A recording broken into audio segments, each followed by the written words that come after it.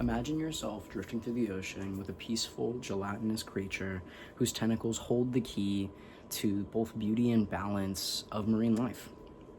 Now, despite their simple anatomy, jellyfish actually have a very complex influence on marine ecosystems throughout the oceans. So I've had an interest in marine life for quite a while. In high school, I took an AP marine biology course, as well as I've done research just on my own time because I absolutely love jellyfish. They're one of my favorite animals. The top three jellyfish of mine are probably the lion's mane, the box jellyfish because it's so venomous, and the blue bottle because it's really common to step on in Australia, and I thought that was interesting. So jellyfish are vital to the ecosystem, and the main things that I wanted to talk about were the different types of jellyfish. The jellyfish have unique characteristics, and I wanted to really get into their characteristics, as well as I wanted to get into the ecological importance of jellyfish in the marine ecosystem. Now, there are many different types of jellyfish. There are about 2,000 known species of jellyfish. As I said, my favorite notable ones are lion's mane, the box jellyfish, and the blue bottle. Now, according to Lindsay Schumann with One Earth, due to the vast unexplored ocean, there are potential for upwards of 300,000 different species of jellyfish in our oceans that we just might not know of yet, because most of the ocean is pretty unexplored.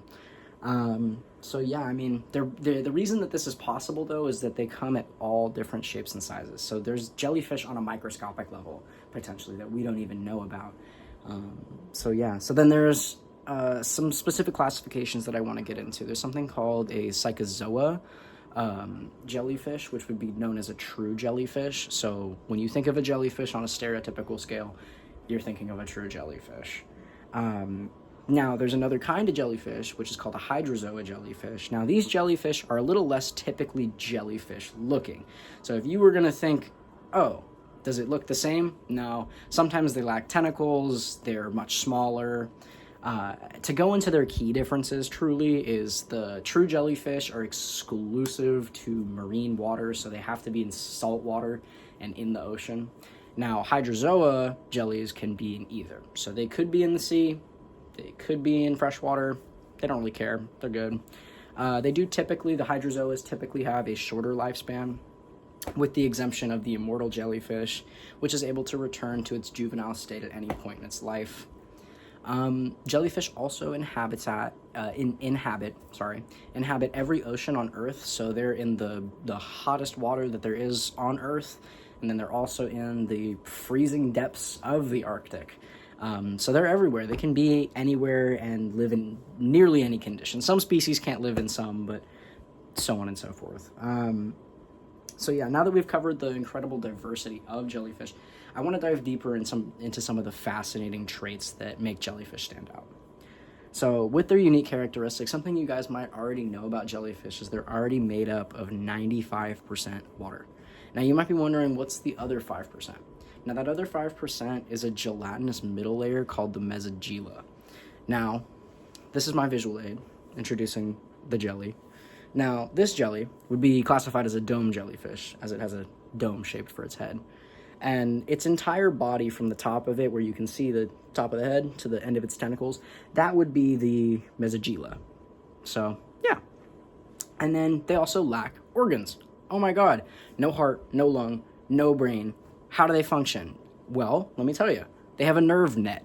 So this nerve net runs through their whole body, and it allows them to sense outside stimuli, such as fish swimming through their tentacles, so that they can sting them and eat them, potentially. So yeah, it's pretty cool, right? And then there are certain jellyfish that are bioluminescent. Now, I'm not going to turn all my lights off, but this thing glows in the dark. It's pretty cool, right? Now, typically jellyfish that do glow in the dark are not bioluminescent, typically live in the deep sea, and it's for communication or defense. Now, I wanted to get into the crucial role that they have in maintaining our marine ecosystems. Now, they're both predators and prey. They sit at various levels of the food chain, so they control plankton populations as a predator, but then they also are eaten by sea turtles, especially. That's part of the sea turtles' main diet is jellyfish. So they help on both ends. And then jellyfish have a phenomenon called jellyfish blooms, which are large swarms of jellyfish. Now, according to Mark Omaha, with UC San Diego Institution of Oceanography, blooms are often an indicator of climate change. So when the water gets warmer, there's a higher rate of jellyfish blooms, and vice versa. If it's colder, there's less jellyfish blooms. Yeah. And then those blooms often get caught in fishing nets and will kill fish because they deplete more oxygen around them. So they actually cause a lot of damage around them. Now, to just summarize everything we've talked about, we've explored the different species of jellyfish, and we've learned about some of those unique characteristics. And then we've learned about the vital role that they have in marine ecosystems with both maintaining and balancing it. Now, you might be wondering, why should we care? Well, jellyfish are beautiful, unique creatures that drive marine life in silence, and we should really note that and appreciate it.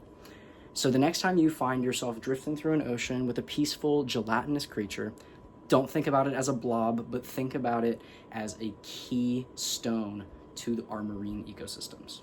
Thank you.